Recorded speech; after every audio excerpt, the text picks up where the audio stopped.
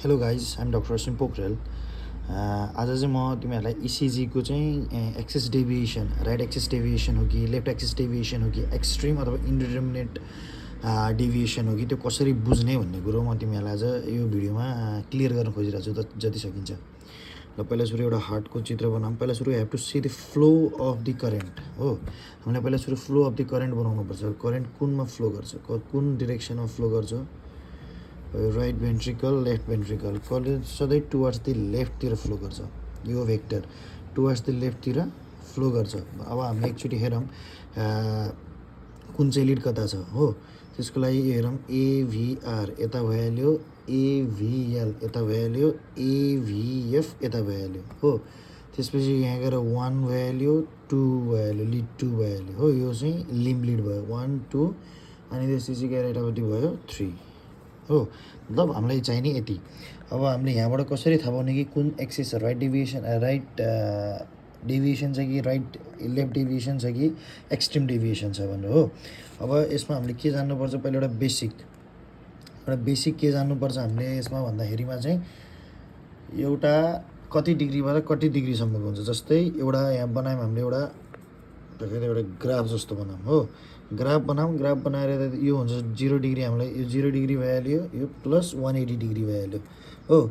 माथिको भयो minus 90 degree भइहाल्यो, तलको भयो प्लस 90 भइहाल्यो। यसको बिचमा आउँछ एउटा 30 डिग्री हो।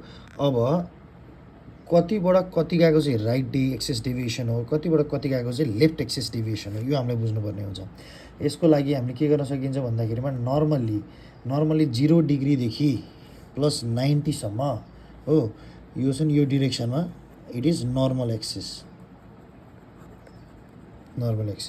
है। यो भनेको नर्मल एक्सिस कतिदेखि कतिसम्म, 0 देखि प्लस 90 डिग्रीसम्म यो भयो हाम्रो नर्मल एक्सिस। तर अब राइट एक्सिस डेभिएसन हुनुलाई के हुनु पऱ्यो, यो प्लस 90 देखि प्लस 180 डिग्रीसम्म छ भने यो हुन्छ हाम्रो राइट एक्सिस डेभिएसन।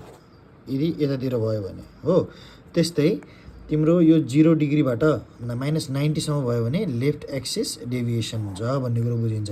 अब यसमा पनि छ दुईवटा कुरा, एउटा छ फिजियोलोजिकल लेफ्ट एक्सिस डेभिएसन, एउटा छ pathological left axis deviation. Physiological left axis deviation भनेको चाहिँ 0 डिग्रीदेखि 30 डिग्रीसम्म छ भने हो। 0 डिग्रीदेखि 30 डिग्रीसम्म छ भने त्यसलाई भनिन्छ फिजियोलोजिकल। तर यो 30 डिग्रीबाट यो माइनस 90सम्म छ भने त्यसलाई भनिन्छ प्याथोलोजिकल लेफ्ट एक्सिस डेभिएसन। त्यो जेमा पनि हुनसक्ने भयो। लेफ्ट एक्सिस डेभिएसन भनेपछि तिम्रो कजेज कस्ता हुन्छन् भन्दा लेफ्ट बन्डल ब्रान्च ब्लकेज हुने भयो। त्यसपछि गएर तिम्रो लेफ्ट भेन्ट्रिकुलर हाइपरट्रोफी छ भने त्यतिखेर हुने भयो। मायोकार्डियल इन्फ्र्याक्सन छ भने त्यतिखेर हुने भयो हैन। यी कुराहरू चाहिँ हामीले बुझ्नुपर्छ। भनेपछि नर्मल भनेको 0 डिग्रीदेखि लिएर प्लस 90 डिग्रीसम्म हुने भयो। त्यस्तै गरेर राइट एक्सिस डेभिएसन भनेको प्लस 90 डिग्रीदेखि लिएर प्लस 180 डिग्रीसम्म हुने भयो। त्यस्तै गरेर लेफ्ट एक्सिस डेभिएसन भनेको 0 डिग्रीबाट प्लस माइनस 90 डिग्रीसम्म हुने भयो। त्यसमा पनि एउटा छ फिजियोलोजिकल, एउटा छ प्याथोलोजिकल। फिजियोलोजिकल भनेको 0 डिग्री टु 30 डिग्रीको बिचमा यसमा छ भने यो भयो तिम्रो फिजियोलोजिकल। 30 डिग्री टु माइनस 90सम्म छ भने के भयो तिम्रो प्याथोलोजिकल भयो। अब यो त हाम्रो कहिलेकाहीँ सोधिदिन सक्छ कि यति कति डिग्रीमा चाहिँ लेफ्ट एक्सिस डेभिएसन, कति डिग्रीमा चाहिँ राइट एक्सिस डेभिएसन, यस्तो सोधिदिन सक्छ। अब हामी कसरी बुझ्ने कि यो लेफ्ट एक्सिस हो यो राइट एक्सिस हो, एउटा इसिजी हेरेर हामी कसरी बुझ्ने, हामी त्यसमा जाऊँ है त। अब त्यसको लागि हामीले दुईवटा लिड हेर्नुपर्छ। एउटा हेर्नुपर्छ लिड 1, एउटा हेर्नुपर्छ एभिएफ हो। अब नर्मल त कतिखेर हुन्छ, जतिखेर जुन तिम्रो क्युआरएक्स जुन हाम्रो आर वेभ छ, आर वेभ यदि दुइटै पोजिटिभ छ भने, दुइटै माथितिर डिफ्लेक्सन भयो भने अथवा पोजिटिभ डिफ्लेक्सन भयो भने। पोजिटिभ डिफ्लेक्सन भने के हो भन्दाखेरिमा चाहिँ जुन टुवर्ड्समा चाहिँ त्यो तिम्रो भेक्टर गएको छ। जस्तै यहाँ यो डिरेक्सनमा गएको नि हो भनेपछि एभिएफ पनि नजिकै छ, लिड 1 पनि नजिकै छ भनेपछि यो करेन्टको यो दुइटै नजिक छ। त्यो कारणले गर्दा के हुन्छ, दुइटै पोजिटिभली डिफ्लेक्टेड हुन्छ नर्मली। यो के भयो, यो भयो नर्मल हो।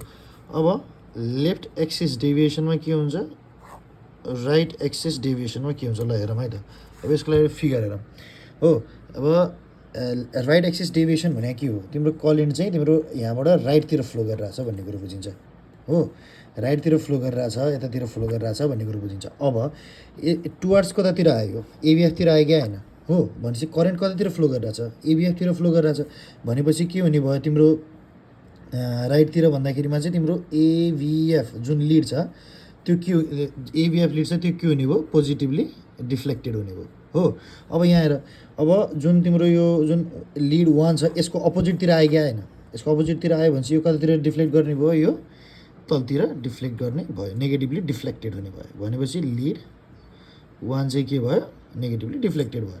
भनेपछि यो के भयो, राइट एक्सिस डेभिएसन। अब जस्तै गरेर लेफ्ट एक्सिस डेभिएसनमा के भयो, तिम्रो यतातिर नर्मली करेन्ट फ्लो गरिरहेको थियो, अब के भयो एउटा फर्दर यतातिर गयो कि, यतातिर गयो फर्दर यतातिर गयो भनेपछि लिड 1 तिर फर्दर गयो भनेपछि के भयो, लिड 1 तिर फर्दर गयो भनेपछि अब लिड 1 चाहिँ के हुने भयो, पोजिटिभली डिफ्लेक्ट गर्ने भयो। त्यो के हो, अपोजिट अफ द एबिएफ छैन, यो मासतिर गइरहेछ, एबिएफ अपोजिटतिर छ भनेपछि के भयो, एबिएफ चाहिँ तलतिर डिफ्लेक्ट गर्ने भयो। यसको लागि एउटा के गर्न सकिन्छ, एउटा फर्मुला के बुझ्न सकिन्छ भन्दाखेरिमा चाहिँ लेफ्ट एक्सिस डेभिएसनमा चाहिँ जुन त्यो आर वेभ हुन्छ त्यो अपोजिटतिर जान्छ, लिड 1 तिर मासतिर, एबिएफतिर तलतिर हो। अब के हुने भयो भन्दाखेरिमा चाहिँ लिप्स अपार्ट, दुइटाले एकअर्काले लिप्स अपार्ट गर्ने भयो, लिप गर्ने भयो हो। त्यस्तै भयो यसमा चाहिँ रिचेज, जस्तै लिड 1 तलतिर छ होइन, लिड 1 त इसिजीमा सधैँ माथि हुन्छ नि त यसरी हो। अब के हुने भयो, एबिएफले यस्तो गरेर यो रिच आउट गर्न खोज्ने भयो कि, रिचेज फर्मुला मात्रै भयो, यो कुनै होइन तर फर्मुला मात्रै हो। यसरी रिच गर्न खोज्छ भने त्यो भयो राइट एक्सिस डेभिएसन, एउटा कुनै पनि इसिजी हेरेर। लेफ्ट एक्सिस डेभिएसनमा चाहिँ के भयो भन्दाखेरिमा चाहिँ तिम्रो अवे लिप्स एकअर्कालाई के गरिरहेछ, लिभ गरिरहेछ। भनेपछि एउटा कुरो के बुझ्न सकिन्छ, लेफ्ट एक्सिस डेभिएसन भनेको लिप्स हो, राइट एक्सिस डेभिएसन भनेको रिचेज।